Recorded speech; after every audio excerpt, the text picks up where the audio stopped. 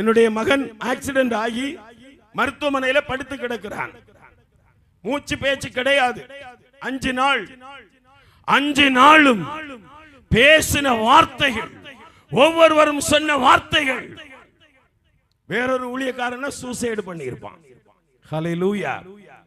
அப்பதான் எங்க மாமாவுக்கு மகன் என்ன கேட்டா, இனி இவனை நீங்க என்ன செய்ய போறீங்கன்னா, ஒருவேளை அவன் செத்து போனாலும் ஆண்டவர் ஊழியத்தை தான் செய்வேன். அவ கண்ணீர் வடித்தாள். அல்லேலூயா, அல்லேலூயா.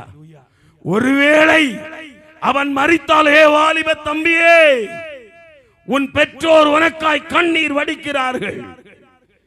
நீ மனம் திரும்பி ஆண்டவரை உண்மையாய் தேடினால் இழந்த குடும்ப சந்தோஷத்தை உனக்கு ஆண்டவர் கொடுப்பார்.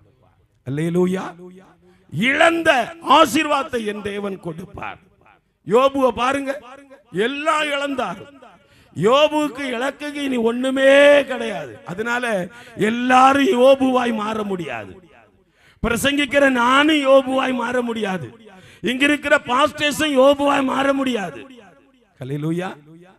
என்ன 3 வருஷம் கழிச்சு, நான் இங்க வந்து 1 வருஷம் தான் ஆகுது. ஒரு 3 வருஷம் ஆகும். இவர் வந்து அவருக்கு அம்மாவிட்ட கூட்டிட்டு போனார். அந்த அம்மாட்ட கேட்டேன், உங்க பிள்ளை நீங்க எத்தனை வருஷமா அப்படின்னு கேட்டேன். அந்த அம்மாவுடைய கண்கள் கலங்கினது. அல்லேலூயா. பெற்ற தாய்க்கு பிள்ளையின் அன்பை அந்த இழந்து வேதனையில் இருக்கிற அந்த வலி இயேசு பார்த்தார். நான் பாஸ்டர்ட்ட சொல்லுவேன், பிரிக்கிறவர் ஆண்டவரே கிடையாது. ஹல்லேலூயா. பிரிக்கிறவர் கர்த்தர் அல்ல, பிரிக்கிறது பொல்லாத ஆவி.